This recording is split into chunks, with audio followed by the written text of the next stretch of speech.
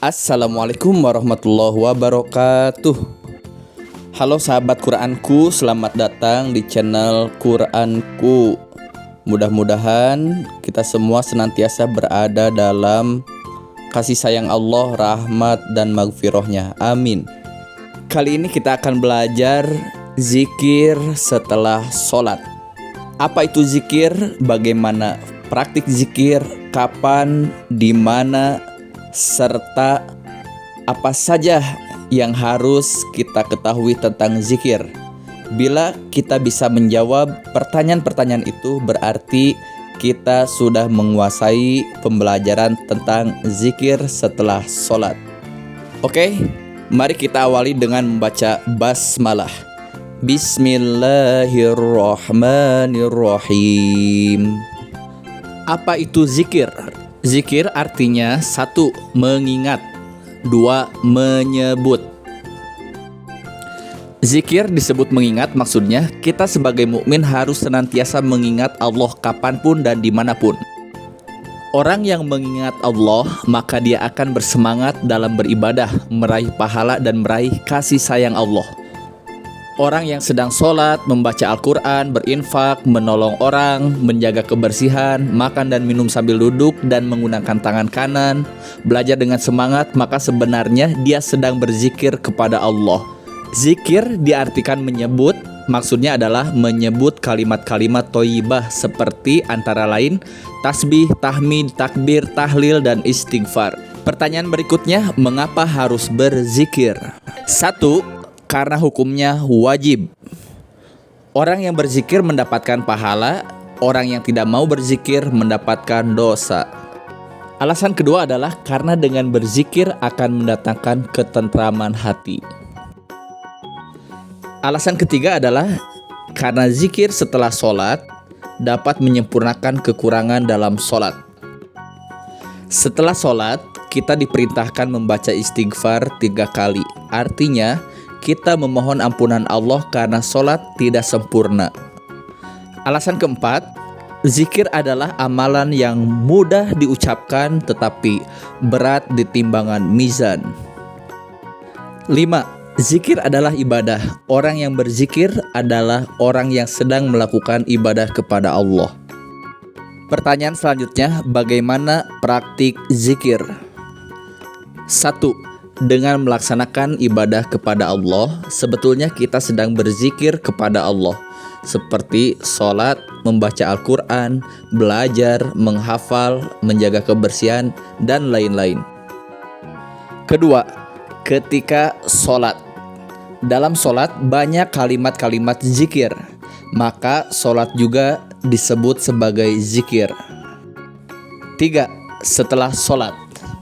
Setelah kita melaksanakan sholat, berzikir dengan kalimat-kalimat thayyibah yang sudah ditentukan Allah dan dicontohkan Rasulullah, yaitu istighfar 3 kali, subhanallah 33 kali, Allahu Akbar 33 kali, dan la ilaha illallah 1 kali. Kapan waktu berzikir? Pertama, setelah sholat. Kedua, di semua kegiatan, di rumah, di sekolah, di jalan, dan di berbagai tempat.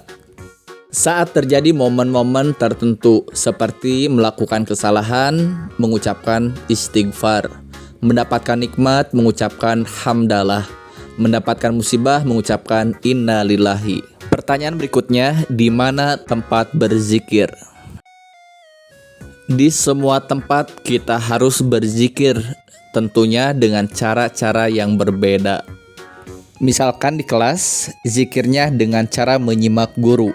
Di masjid dengan cara tertib. Di kantin antri dan tertib. Saat berwudu tidak memainkan air. Saat ulangan tidak menyontek, dan lain-lain. Selanjutnya kita masuk ke pertanyaan paling penting. Bagaimana praktik zikir setelah sholat yang baik tentunya? Yang pertama, zikir setelah sholat harus dilafalkan dengan tenang, tidak tergesa-gesa. 2. Jumlah zikir setelah sholat harus dihitung, tidak boleh asal-asalan. Berikutnya, menggunakan ruas-ruas jari, yaitu istighfar dibaca sebanyak 3 kali, subhanallah 33 kali, alhamdulillah 33 kali, Allahu Akbar 33 kali, la ilaha illallah 1 kali. Itu dilafalkan menggunakan jari jemari, ruas-ruas jari. Oke, itulah penjelasan seputar zikir. Sebagai kesimpulan, intinya zikir itu sangat luas. Selama kita menjalankan perintah Allah, menjauhi larangannya, maka sebetulnya kita sedang berzikir. Tetapi ada makna zikir yang lain, yaitu dengan menyebut atau mengucapkan.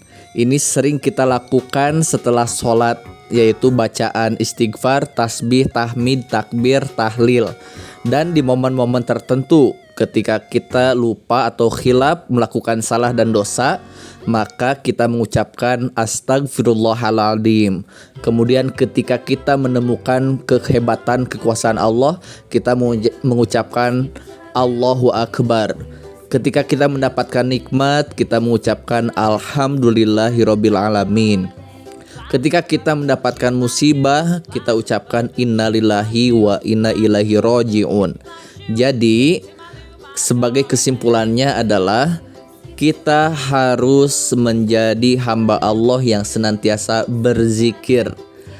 Dengan zikir, kita hakikatnya sedang melakukan pengabdian diri kepada Allah Subhanahu wa Ta'ala.